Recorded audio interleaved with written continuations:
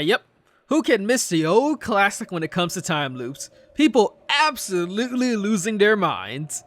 It's been a while since I've done a visual novel in Japanese, so I decided to ease myself in with Loopers, a relatively shorter project developed by Key with scenario writer Ryukishi07 of Higurashi and Umineko fame. These are some pretty big names, so you might have guessed that there might have been some measure of hype over this, but I have absolutely no idea since I didn't hear anything about it until the day it was actually released. I've attempted to come into this one completely blind, so outside the relative length of the visual novel, I knew nothing about what actually happened.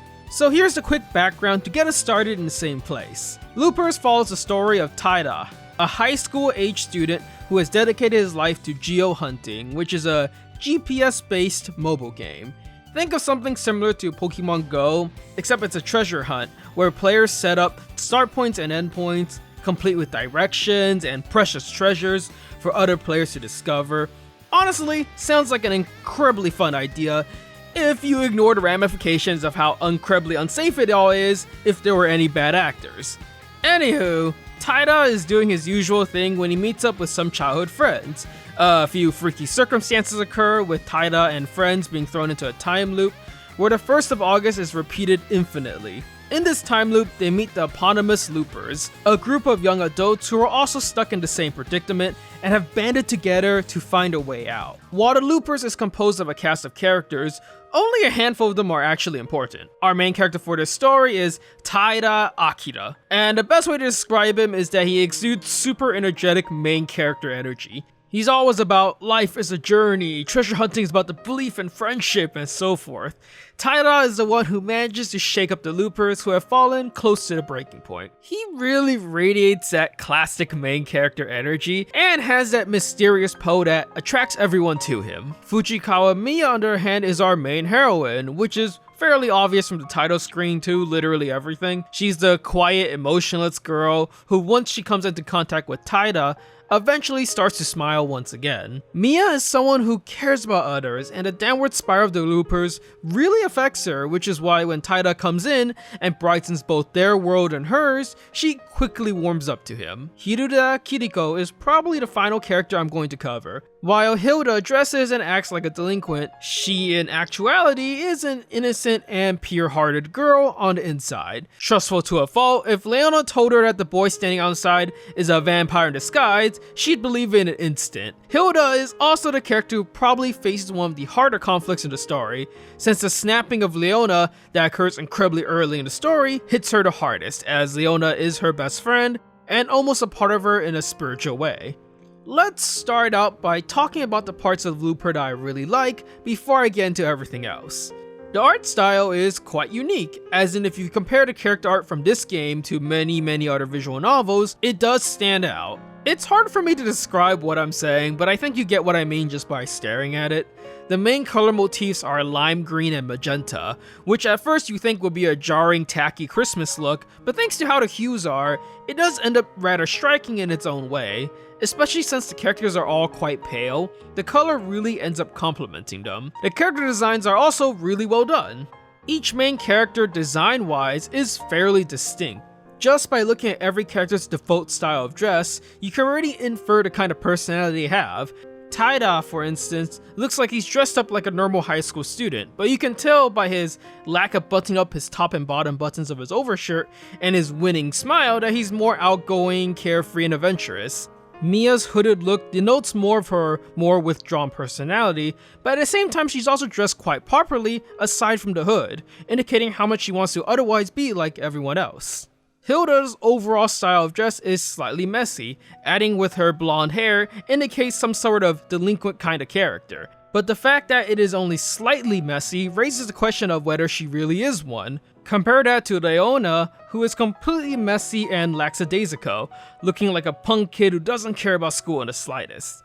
Finally, there's Simon, who's dressed like a prim, proper college student, complete with vest, shirt, and tie, showing off how smart and orderly he is, which is then undercut by the menacing harsh glare he constantly has, which makes the player question whether he really looks upon the Loopers as a group of comrades or something much less.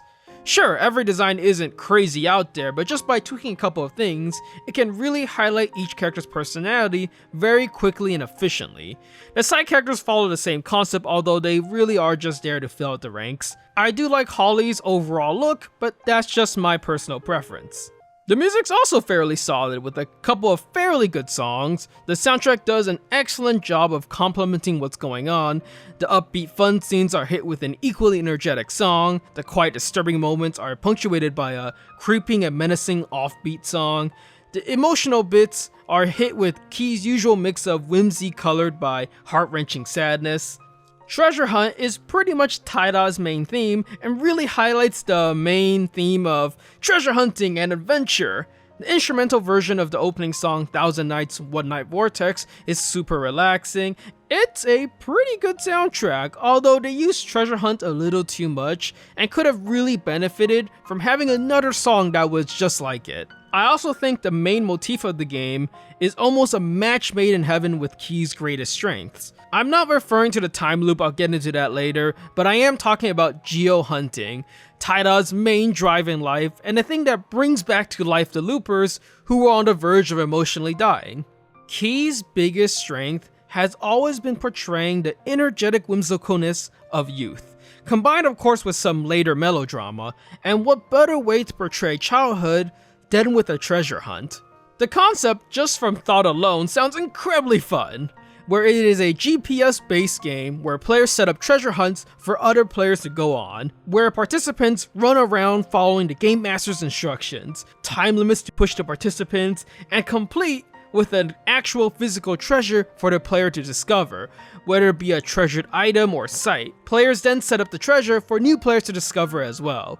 It's basically the same concept as an escape room, except run by players for players. It's all about trust between the player and the game master, that the game master has only the player's best interest in mind. It's an incredibly fun idea. Unfortunately, the rational part of my brain realizes that if such a concept was actually made in real life, just one or two bad actors could set up a ton of heinous crimes on unsuspecting people. In the world of loopers, however, this concept is of course portrayed in the best possible light, and dang does it look fun.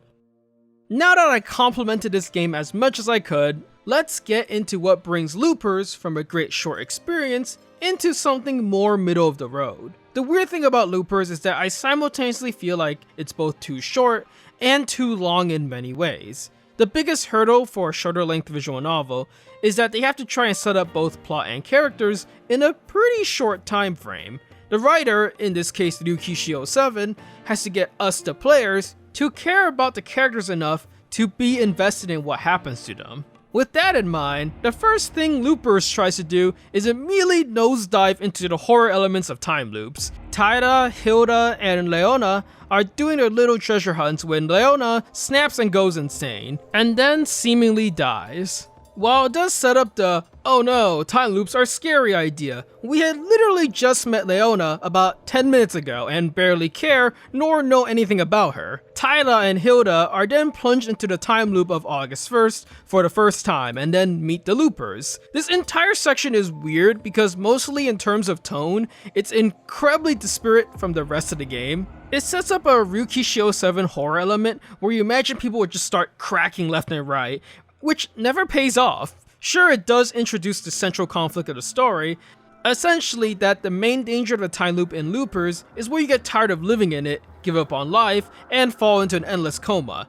It also sets up the looming fear that one of the Loopers we meet might eventually fall into the same fate. But considering that the horror elements never make a comeback, it just ends up feeling really out of place. It's as if there were two different writers writing the intro and the rest of the story, which is weird considering that Ryukishi07 was the only scenario writer. That entire introduction horror section of Loopers either needed to be much longer and strewn throughout more of the story, or just reworked entirely where instead of Leona snapping and going crazy, she falls into despair in much more of a quiet and more emotional way, rather than in a Higurashi horror-esque way.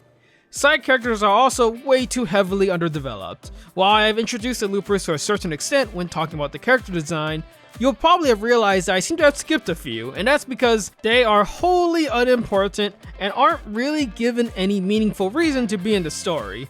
These side characters are Holly, Joe, and Ritopon. These characters are given so little character development that their entire story arcs are introduced and completed in about 20 minutes of the story. It's pretty much a matter of, if you're gonna spend this little time on them, why even bother having them there at all? I mean, I get that the role in the story was both to have more characters for the loopers to treasure hunt with, while simultaneously having more risk targets who might potentially go crazy, but since that never happens, they really just needed more time dedicated to each one of them so that they ended up as less of a story device and more as actual characters. While I'm on the same topic, I think that even though we spend the entire game with our main character Taida, he is also underdeveloped as well in that I think he's too perfect. He's smart enough to be able to concoct plans in order to revitalize the three side characters. He's incredibly empathetic, perceptive, and caring towards pretty much everyone. He's also quite athletic thanks to all the training he's done for geohunting. He's a little too perfect of a main character. You would imagine that the few weak points that Taida has, like him being overly trusting of everyone, or him acting so much of a rash go-getter, would backfire on him in some way, but it never does. The story itself is also a tad predictable, even more so than how usual key storylines are like. I was hoping that with Ryukishi07 acting as the main scenario writer, we'd get a bit more of a change up, but nope. Outside of the introduction, the story goes pretty much as you expect it to go.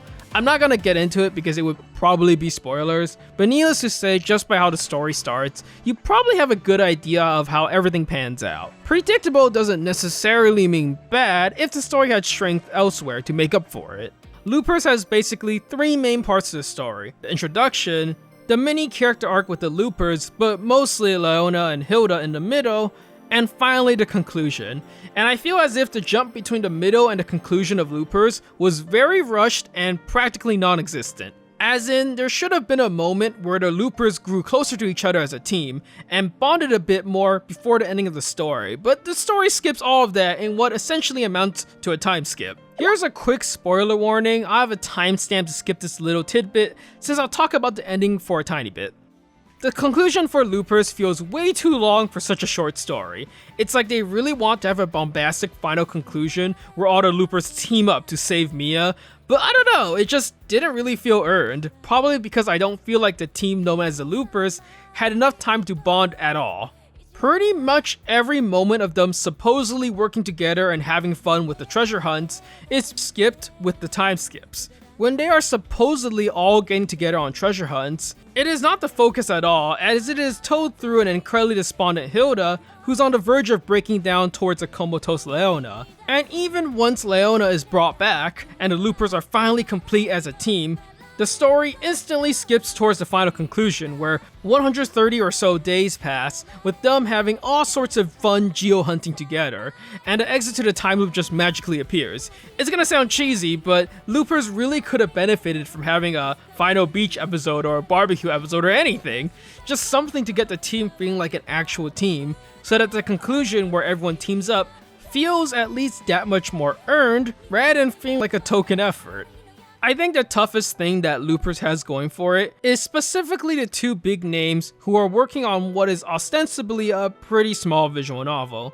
He is already a big name in visual novels and even internationally thanks to, well, mostly Clannad and how big that anime and its sequel got. After how big Clannad became, they then proceeded to bust out banger after banger with Rewrite, Little Busters, Angel Beats, Summer Pockets. Like, holy, that is a portfolio if I've ever heard of one. Then to add to the cherry on top, we have Ryukishi07, who is the scenario writer for both Higurashi and Umineko. With that much backing, even if you weren't initially expecting much from the Loopers, there's at least some form of expectations that come with bringing in these big names. The end result of all of this, however, is that Loopers it's alright, and considering the names behind it, that's kind of a disappointment. Honestly, outside the very beginning, if I didn't know Ryukishi07 was writing the story, I would never be able to figure out that it was him. I mean, sure, Ryukishi07 doesn't always write amazing stuff. Genso no Goku no Kaleidoscope, from reviews I've read, wasn't anything too special, but I think it would have been interesting to see how he brought his own style of writing into the classic key formula. As it stands though, Loopers pretty much just feels like a standard key story with a tiny bit of Ryukishi07 weirdness peeking out at the very beginning. Loopers does do a couple of things pretty well. As a short story, especially in terms of presentation, it's actually fairly solid. The music, character designs, art style, all of it is pleasantly unique. If you're just looking for a key story to play out quickly over the course of an evening, you won't be too disappointed, but at the same time, I don't think it does enough to make it stand out in any real way. Anywho, if you like what you saw, buttons are down there, subscribe if you want to see more, notification bell and all that to keep updated, and I'll see you later, till next time.